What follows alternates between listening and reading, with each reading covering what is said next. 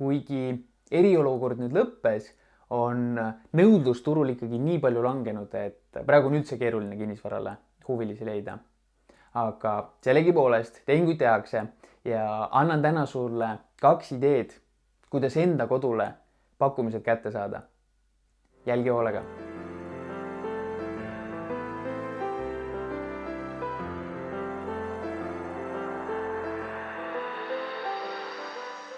Ostjad on täna küll keerulisem kätte saada, aga portaalides on läinud traffic ülesse. Nüüd esimene samm, mis sa saad ise teha, et seda ära kasutada, et huvilised üldse kohale saada, et näha, kas seal vaatamiste taga reaalsemalt sellist huvi on, oleks üks kindel aeg tutvumiseks välja pakkuda. Teha tutvumispäev. Nüüd ma ei mõtle, et kohe tuleb mingi mega kogunemine korraldada, nii kui piirangud on maha võetud. Vastupidi, kasuta seda ära. Panegi pealkirja turvaline aeg vaatama tulemiseks, tutvumispäeval 23.05. Nädalavahetusel mingi päevane aeg 1-2, mugav, et kõik saaksid vaatama tulla.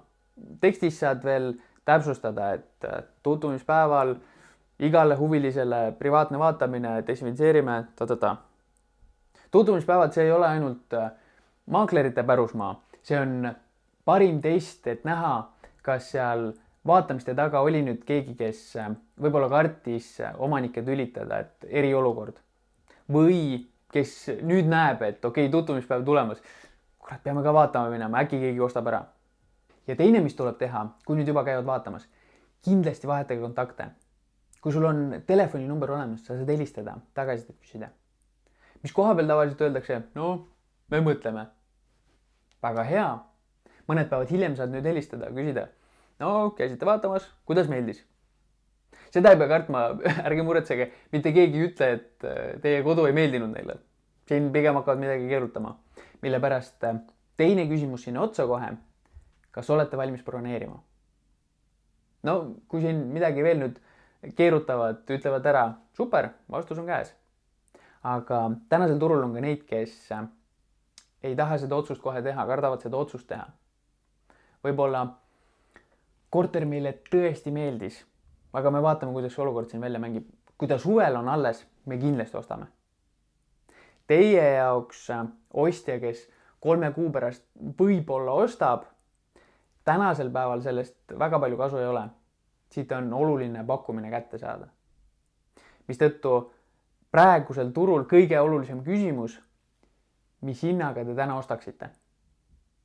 Kui asi on olnud finantseerimise taga, mis hinnaga te täna ostaksite? Saada pakkumine kätte.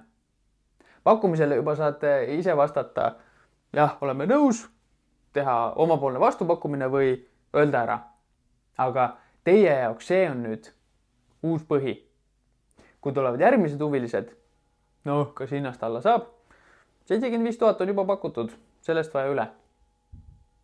Võib-olla nüüd järgmised huvilised, nad teavad, millega nad peavad võistlema.